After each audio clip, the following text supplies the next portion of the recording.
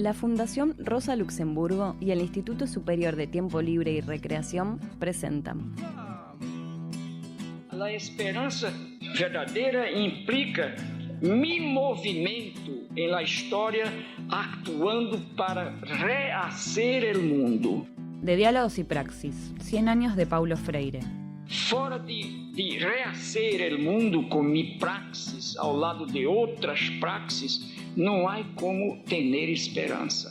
Es una espera. Un podcast para reflexionar sobre la dimensión de su obra en las luchas y experiencias latinoamericanas. En esta serie de 5 episodios vamos a recuperar el legado de Paulo Freire, a partir de relatos y experiencias de educación y comunicación popular. Para reconstruir la historia de la militancia y las luchas rurales que se extienden desde los años 60 hasta nuestros días. ¿Cómo puede el pensamiento de Paulo Freire ayudarnos a reflexionar sobre los retos del mundo actual? ¿Qué hay de Freire en los lugares en los que no se habla de él? Episodio 5. Comunicadoras y comunicadores del campo.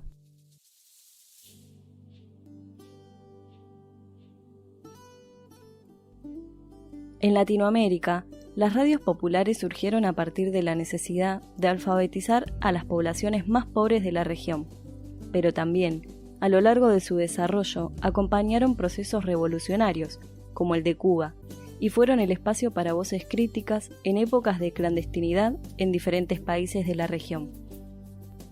La teología de la liberación, la pedagogía freiriana y la teoría de la dependencia impactaron en diferentes ámbitos de la vida, y la comunicación no quedó fuera de este proceso. En este episodio, Diego Jaimes, Shirley Rousiot y Esther Migueles alzan sus voces para compartirnos reflexiones sobre la comunicación popular y comunitaria. En Argentina, con la vuelta a la democracia y posteriormente con la aparición de nuevas tecnologías, se multiplicaron las voces de las organizaciones sociales, sindicatos y asociaciones que pujaban por ser escuchadas. Diego Jaimes, comunicador social e integrante del Foro Argentino de Radios Comunitarias, nos comparte su mirada sobre el surgimiento de distintas experiencias comunicacionales por parte de diferentes movimientos y grupos sociales oprimidos. Lo que yo creo que es como el núcleo de lo que es el pensamiento freiriano, de la educación popular, tiene que ver con que unos sujetos, jóvenes, niños, niñas, adultos mayores, personas de diversos géneros, de diversas culturas, de diversas etnias, puedan tomar la palabra, puedan asumir un rol activo en primer lugar, la lectura de la realidad que los rodea.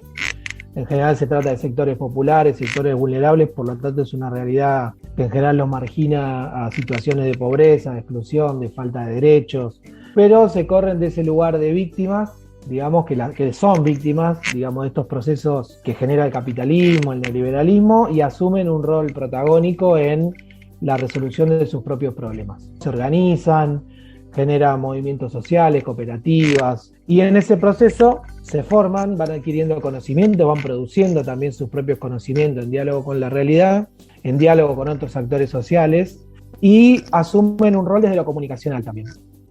Las diferentes formas de opresión existentes en nuestro mundo hacen de la emancipación una necesidad política urgente. Los movimientos sociales encontraron en los medios comunitarios espacios para levantar sus voces. Diego comparte algunas reflexiones sobre la relación existente entre los movimientos sociales, los medios de comunicación y las audiencias. Te diría que hay un nivel para pensar, que en algún momento trabajábamos mucho desde distintas organizaciones, que es cómo los movimientos sociales se visibilizan en los medios masivos de comunicación, o ya no está bien decir medios masivos porque las radios comunitarias también son medios masivos, si querés en los medios comerciales, en los medios hegemónicos, ¿no? Cómo aparecen ahí visibilizadas o representadas sus demandas, que en general aparecen muy distorsionadas. Entonces creo que hay ahí igual una tarea para hacer, que es cómo se vinculan por ahí ciertos voceros o ciertos referentes.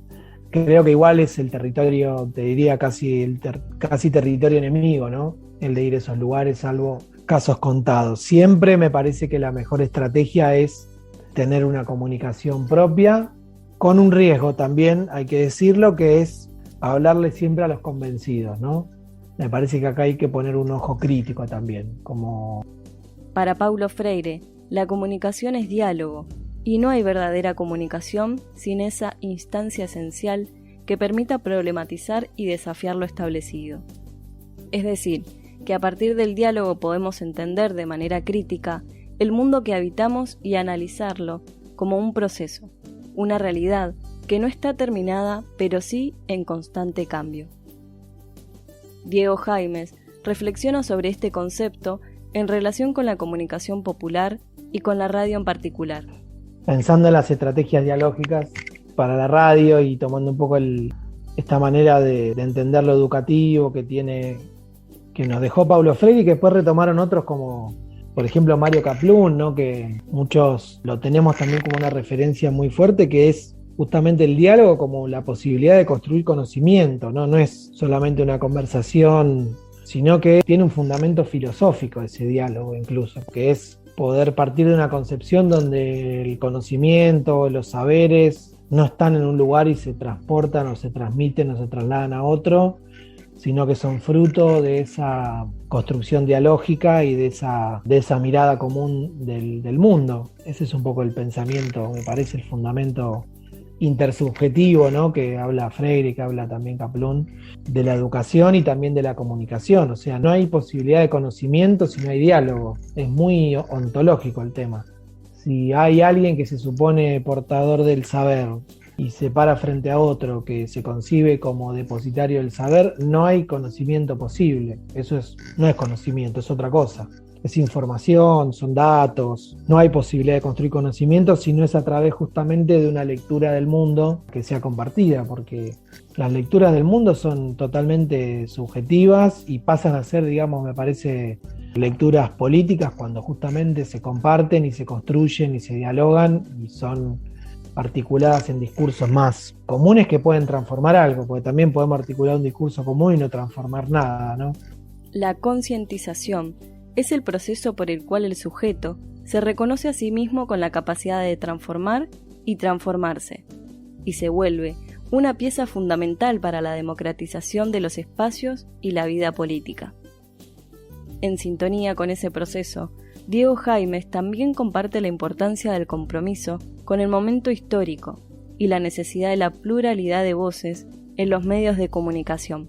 Quienes impulsaron estas iniciativas fuertemente políticas desde la comunicación en esos años 2000, como momento fuerte de aplicación de la ley, lo que estaban intentando era que hubiera un modelo de comunicación que fuera más dialógico y que fuera más participativo, y que fuera justamente una construcción colectiva más real, porque si uno ve los grandes medios hegemónicos, no hay pueblos originarios haciendo programas o generando sus propios discursos, no hay identidades no binarias, o hay pocas identidades no binarias generando sus propios discursos, o hay pocos migrantes, jóvenes de sectores populares, son más o menos los mismos de siempre, incluso nos podríamos remontar hasta la dicotomía civilización y barbarie, o sea, los que siguen comunicando son los civilizados y los que siguen siendo objeto de las críticas y de los discursos de odio y de cuestionamiento siguen siendo los mismos bárbaros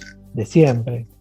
Existen hoy múltiples experiencias de comunicación comunitaria y educativa, surgidas al calor de la organización popular en diferentes latitudes de nuestro país.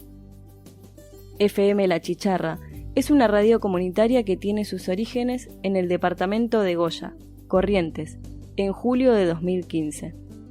Esther Migueles, presidenta de la Asociación Civil de Comunicación Comunitaria, docente jubilada y militante política, nos cuenta el lugar que asume la FM a nivel local y sobre la importancia de tomar la palabra.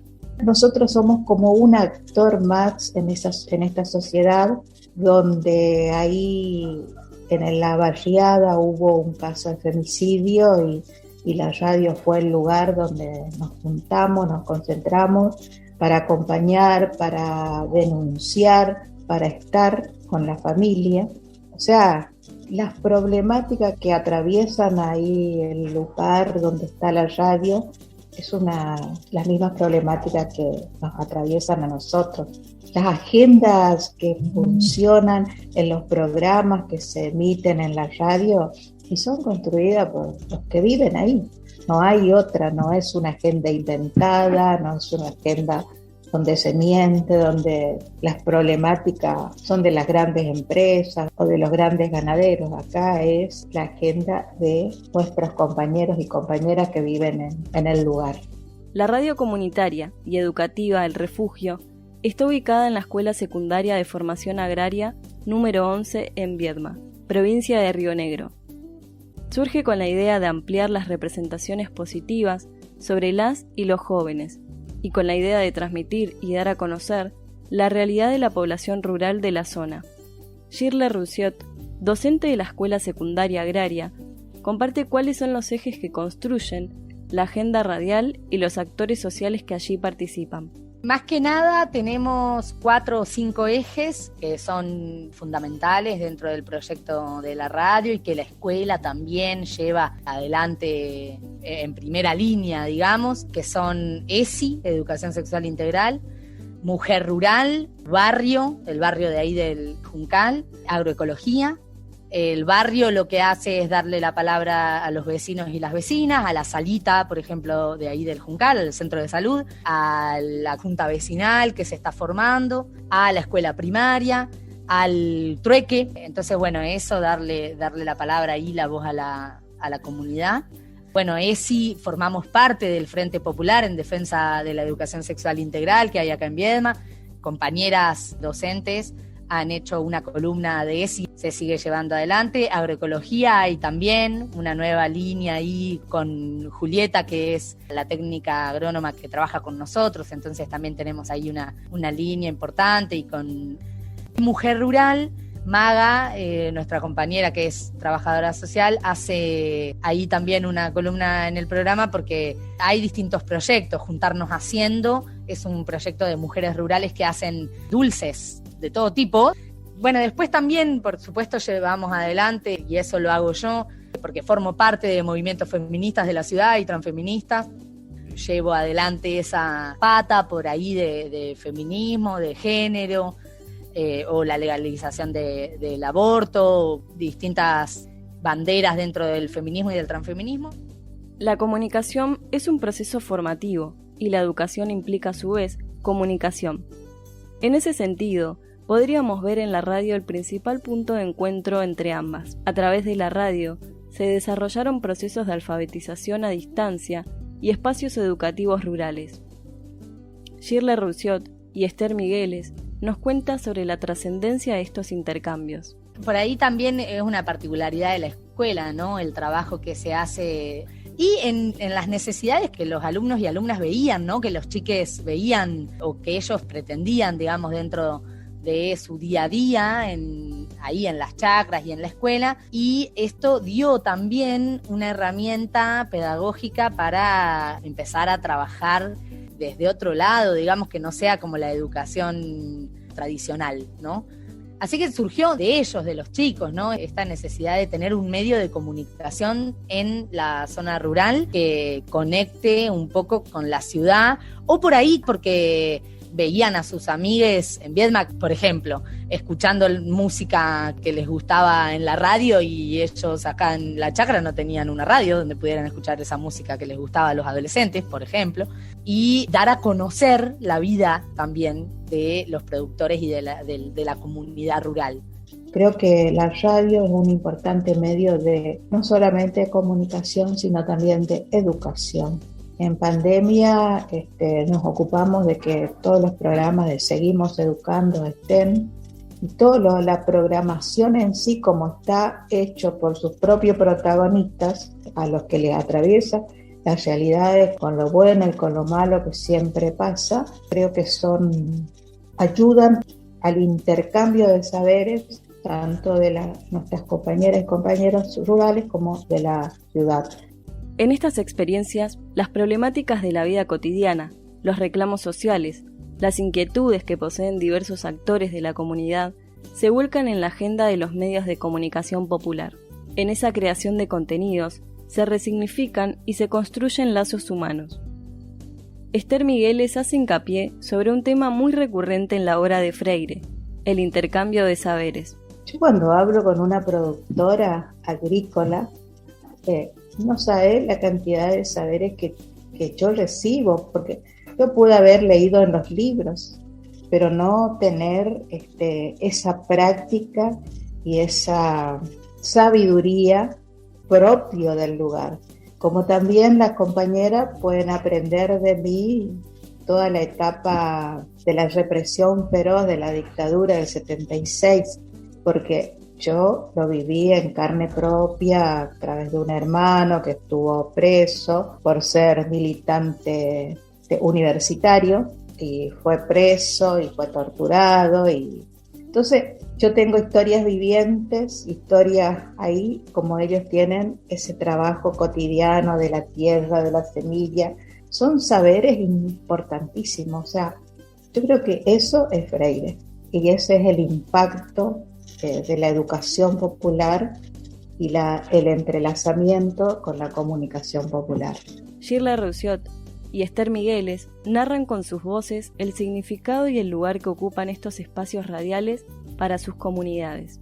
El nombre de la radio se lo ponen los pibes ahí y el refugio lo eligieron como ellos, un espacio de refugio justamente dentro de la adolescencia y el paso por la escuela secundaria, que todos sabemos que no es, bueno, pasamos por la adolescencia y ya está, digamos, ¿no? Eso es un detalle importante de la elección del nombre de la radio, que ellos la vieran como un refugio. Y los temas, bueno, que más importantes o les parecen a ellos más de elecciones, y un poco va por el lado de la música, otro poco va por lo que tiene que ver con sexualidad y cosas que a ellos les parecen que les falta como información, ¿no? Que preguntan y que de hablar entre ellos y preguntarnos a los adultos cómo los podemos ayudar y qué herramientas tenemos, porque falta mucho de educación sexual integral dentro del aula, entonces la radio también ahí ayuda un montón. También puede estar las elecciones musicales, lo que leen, hay de todo. Así como hoy te dije, ACOS, la chicharra es agroecología, es soberanía alimentaria, es feria franca, es derechos humanos y es educación popular. Nosotros, por ejemplo, tanto en los programas que emitimos, la Escuela de Género, el Centro de Formación, todo está basado en la educación popular, en el sentido de que más se escucha que hablar. Ponemos siempre mucho énfasis en que nuestros compañeros y compañeras que por ahí no se animan a hablar o les cuesta, sean los protagonistas. Acá no tenemos director de radio, tenemos un equipo de coordinación. Eso es otra de las enseñanzas, es educación popular, el trabajo colectivo. ¿A qué apostamos en todos nuestros distintas actividades que se realizan? A que no haya un mandamás, que no haya un director, es siempre resolverlo o estar o hacerlo colectivamente. La apuesta política y pedagógica de Paulo Freire nos invita a pensar y a reflexionar el contexto que nos toca atravesar. Nos preguntamos entonces, ¿qué dimensiones adquiere la obra del pedagogo en los espacios políticos, comunitarios y sociales de hoy? ¿Qué nuevos desafíos existen en el mundo actual que impliquen retomar sus aportes?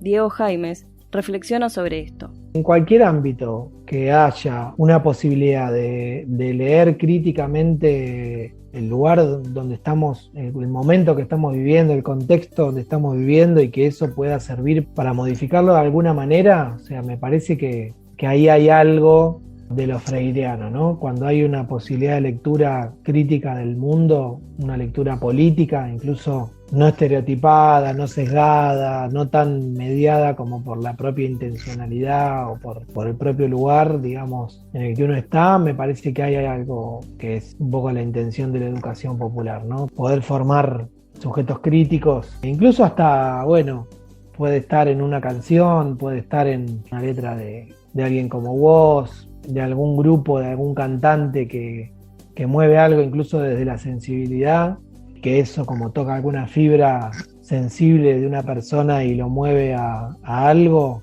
que no es quedarse en el propio lugar cómodo en el que está desde lo individual, me parece que ahí es algo donde hay algo de educación popular. Estoy convencido que eso donde más sucede es en los medios comunitarios y populares.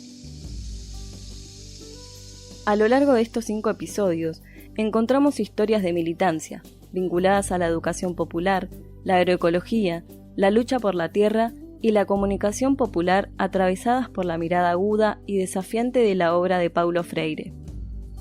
Pudimos reconocer a través de la trayectoria de las personas entrevistadas que su legado académico y político aparece fuertemente incluso donde no se lo nombra. A 100 años de su nacimiento, es indiscutible el alcance y la repercusión de sus ideas para pensarnos y para repensar la historia. Eu compreendo que há momentos históricos em que é difícil ter esperança. Uma coisa é ter dificuldade de ser esperançado, a outra é dizer que é impossível esperança. De Diálogos y Praxis es una producción de la Fundación Rosa Luxemburgo y el Instituto Superior de Tiempo Libre y Recreación. Entrevistas, guión y realización: Agustina Gallo, Laura Martín, Luján Olmedo y Leandro Rauschmayr. Ilustraciones: Joana Adamo. Gracias por escucharnos. Hasta la próxima. Hasta la próxima. Hasta la próxima.